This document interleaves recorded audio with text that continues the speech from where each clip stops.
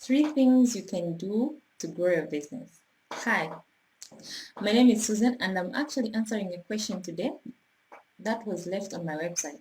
I know some of you visit my website and you leave a message there.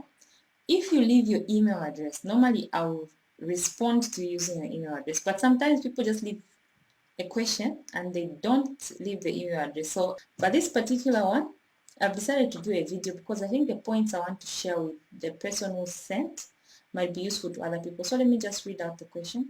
It says, Susan, I'm inspired by what you do and write. Thank you.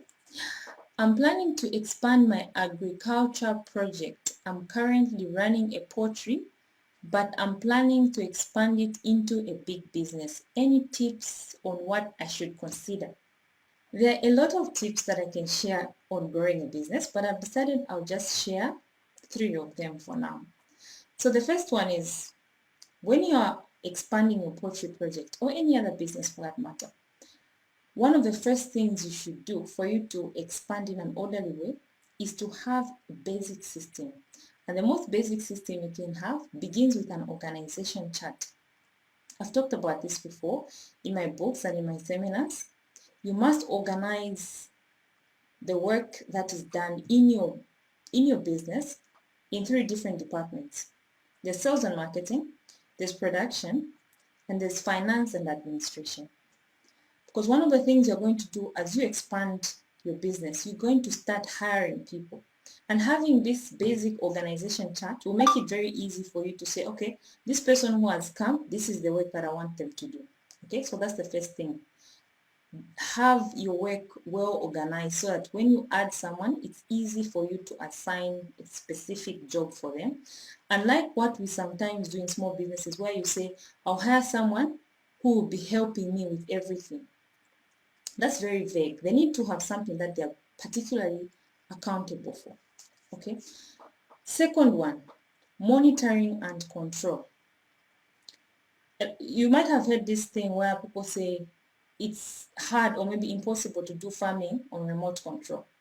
Others might even say that if you want to run, let's say a shop, excuse me, a shop, you cannot do it unless you are there to supervise. Now, I've got a challenge for you.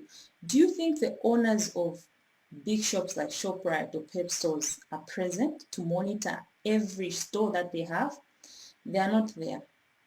The simple reason is that they already have monitoring and control measures in place. I don't know whether you live at your farm or you live somewhere else, but either way, as you start growing, you won't be able to control everything. So what measures are you going to use to make sure that things are going accordingly? I was speaking to a certain gentleman who's doing farming as well.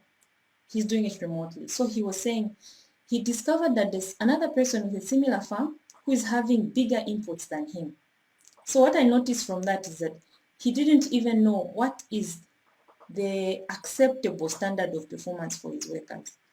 If you're going to delegate this work, do you understand what the standards are supposed to be? How much feed is enough? How much mortality is normal? What is the growth rate? Are you able to go into your farm and find out at this age, is this the right weight? Are they growing correctly? So you must have ways to monitor and control production, growth, and sales. Third one, training of your workers.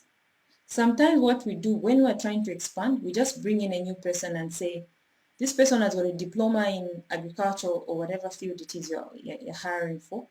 Then you just bring them into the business and assign them, and you kind of leave it there and say, no, she knows what she's doing or he knows what he's doing. Yes, they might know the theory or they might know how another farm was working, but this is your farm. How do you want them to do it? So don't just hire someone and leave them. Make sure you orient them, train them, so that it's very clear what exactly they are expected to do. So these are the 3 things that I wanted to share when you are growing your poultry business or any other business for that matter. Have a basic system that makes it easier for you to assign roles as you expand your team. The second one, have measures to monitor and control so that you know when things are going well or when things are not going well. Number 3, training. Your people must be trained. Don't take it for granted that they know what they're supposed to do. This is your business. You are the one who knows what is supposed to be done.